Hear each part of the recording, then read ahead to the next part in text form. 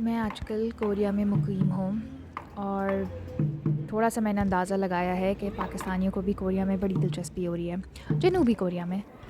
Korea के ड्रामे, Korea के गाने, कोरिया के ब्यूटी प्रोडक्ट्स सब में बहुत दिलचस्पी हो रही है। मैं उनके हवाले से कोई बात नहीं करूँगी।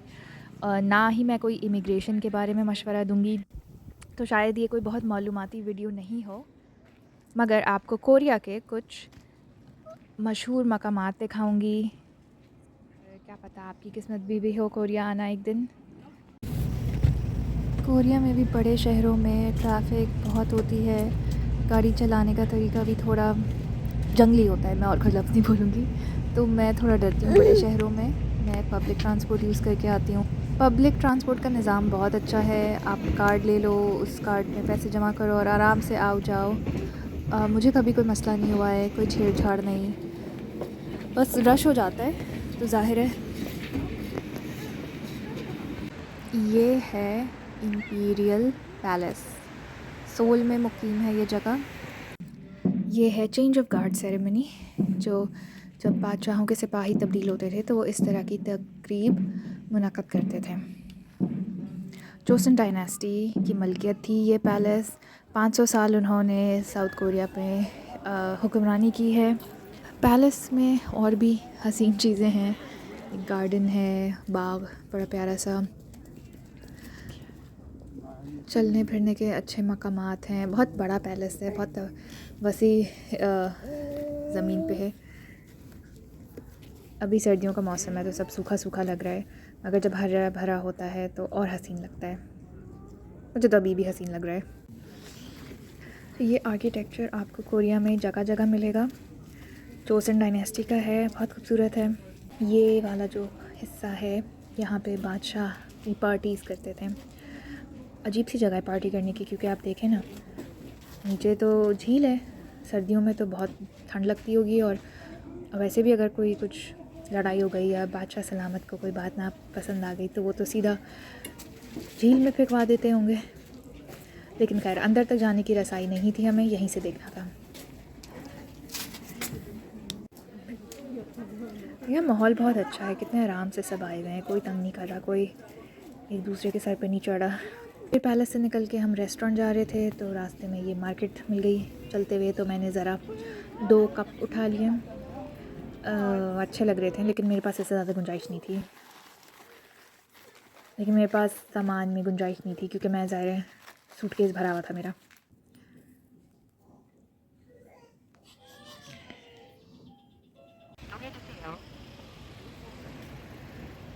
सोल का ट्रैफिक, ये नदी है जिसके इर्द गिर्द आप चहलकदमी कर सकते हैं।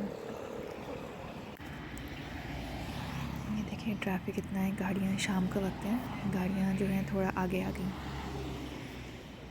ऊपर उधर उस तरफ जो है एक अरबी रेस्टोरेंट है, फ़लस्तीनी या उर्दन का, तो वहाँ पे मैंने पहले भी खाया, मुझे बहुत पसंद है, पेट्रा नाम है उसका। वहाँ तक जाने के लिए रोड क्रॉस करके ब्रिज पे चढ़ना है, तो शुक्र से लिफ्ट है। ज़्यादातर सबवे स्टेशन में भी लिफ्ट होती है, लेकिन कहीं कहीं हमें मसला हुआ है, फिर स्टॉलर हाथ में उठा के जाना पड़ता है। ये ब्रिज क्रॉस करते हुए आप अगर देखें तो सोल टावर का बहुत अच्छा मंज़र है। सोल टावर में आप जाएं ऊपर तो आपको पूरा शहर नज़र आएगा। तो ब्रिज के दूसरी जानिब आप देखें तो ट्रैफिक है, मगर इंफ्रास्ट्रक्चर भी बहुत अच्छा बना हुआ है।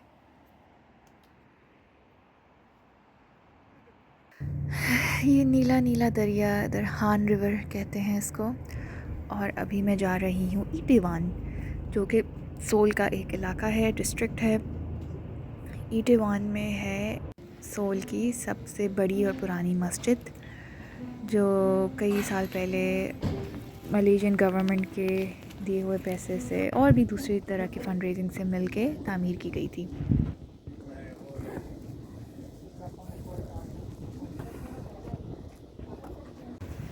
मस्जिद की आप दूसरी तरफ देखें तो आपको शहर, अच्छा खासा शहर नज़र आता है। और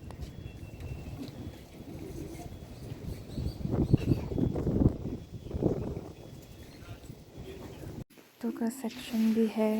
ये मैं तब दिखा रही हूँ जब थोड़ा खाली हुआ है। अच्छा नहीं लगता जब औरतें हो तो आप वीडियो बनाओ अंदर की।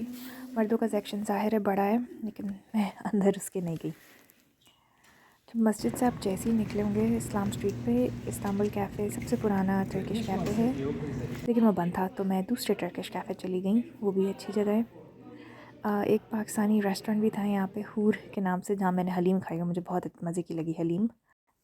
इस पूरी सड़क पे आपको हलाल रेस्टोरेंट्स और मतलब खाने की चीज़ें मिलेंगी। फूड मार्ट्स हैं, अबाये की दुकान है, ट्रैवल एजेंसीज़ हैं जो उम्रे पे ले जाती हैं। इसको इनफॉर्मली इस्लाम स्ट्रीट भी कहते हैं। ये मैं हूँ सोल स्टेशन के एस्केलेटर पे, सबवे पकड़ के वापस घर की तरफ रवाना होंगी। अभी मैं बैठी हुई हूँ जहाज़ पे और मैं जा रही हूँ जेजू आइलैंड। जेजू आइलैंड जज़ीरा है जो जनूबी कोरिया के बिल्कुल जनूबी हिस्से में है। जेजू आइलैंड में खाने का बहुत मसला हुआ था मुझे, क्योंकि इस आइलैंड पे ये लोग काला सूअर बहुत खाते हैं। अब वैसे तो कोरिया में हर जगह सूअर बहुत खाते हैं, लेकिन बिलखुसूस जेजू आइलैंड में बहुत ज़्यादा रेस्टोरेंट्स में सूअर था। खैर हमें 1-2 रेस्टोरेंट मिल गए थे सी फूड वाले, तो वहाँ पे खाना खा लिया था हमने। और जज़ीरे के बीच में है एक पहाड़, हालासार माउंटेन। तो हस्बैंड और मैं उस पर हाइकिंग पे गए थे, ये बेबी के होने से पहले की बात है। तो हम लोग हाइकिंग करते हुए अच्छा खासा ऊपर चले गए थे, बिल्कुल चोटी पे तो नहीं पहुंच सके थे पहाड़ी की, लेकिन काफ़ी हद तक हाइकिंग कर ली थी। आइलैंड में कुछ म्यूज़ियम्स भी थे, पार्क्स भी थे, टेम्पल्स जैसे इनके होते हैं। सबकी वीडियो तस्वीर मुश्किल होती है बनाना, लेकिन समंदर वाली जगह मुझे ज़्यादा अच्छी लगती है, तो मैं फिर ज़्यादा समंदर वाली जगह पे ही आती थी। अच्छा, जेजू आइलैंड के अलावा एक और जो मशहूर जगह है वो है बुसान। ये भी कोरिया के जनूबी हिस्से में होता है, लेकिन ये मेन कोरिया में है। बुसान में ज़रा इंग्लिश ज़्यादा बोली जाती है और खाने पीने के भी ज़्यादा ऑप्शंस हैं। यहाँ पे बल्कि रश भी ज़्यादा था, शायद मैं जून में गई थी इसलिए।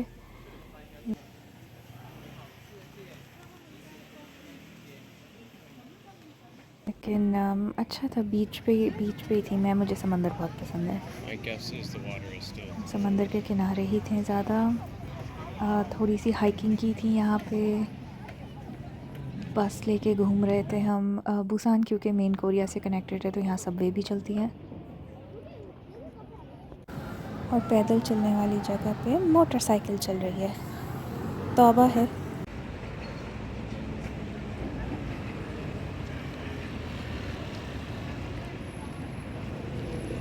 रात को भी समंदर के किनारे आके बैठ गए हम।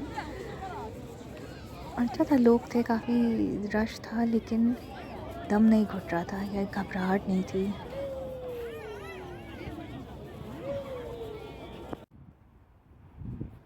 ये बुसान एक्सपो है, I think world expo Busan में होगा कुछ साल बाद।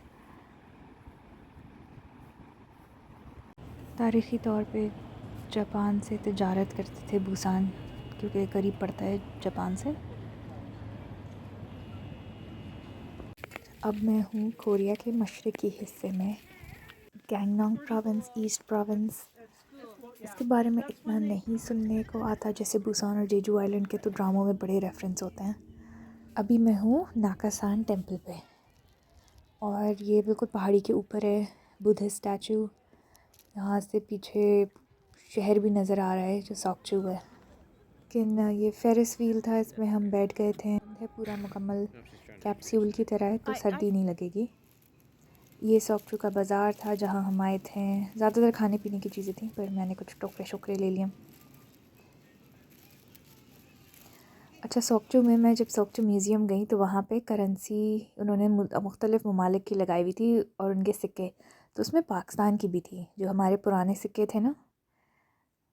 तो फिर समंदर पे भी हम लोग आए। अरे पानी के अंदर तो नहीं गए, नवंबर में मैं आई थी, बहुत सर्दी थी, लेकिन में हमने चहलकदमी की। साफ़ शफाफ पानी होता है समंदर का कोरिया में, देख के दिल खुश हो जाता है। कोरिया में पब्लिक सेफ्टी बहुत अच्छी है, यानी कि आप बाहर निकलें आप महफूज हैं। जैसे रात के वक्त सोल में मैं और मेरे हस्बैंड घूम रहे थे तो देखें ये लड़की कितने आराम से चल रही है अकेले, कोई ख़तरा नहीं, डर नहीं। अब इसका ये मतलब नहीं है कि कोरिया में जराइम नहीं होते हैं ख़ास तौर पे डिजिटल बहुत ज़्यादा होते हैं जिसमें औरतों को हरास करते हैं, लेकिन चलते फिरते सड़क पे घर में औरतें मर्द सब महफूज हैं, घरों के अंदर कोई नहीं आता। ये जैसे है ड्रेनेज एरिया, यानी कि जब बहुत बारिश होती है तो पानी इस फील्ड में आके जमा होता है और यहाँ से बहता है। इससे ये होता है कि रोडों पे पानी नहीं जमा होता। ये अगर ना कराची में होता तो इस पर तो फ्लैट बना देना था, इतनी ज़मीन छोड़ते ही नहीं बिल्डर हमारे। चले जी, मैं आ गई हूँ घर, मेरा बिल्ला कर रहा है इंतज़ार। उम्मीद है आपको पसंद आई हो ये वीडियो। अपना ख्याल रखेगा। अल्लाह हाफ़िज़।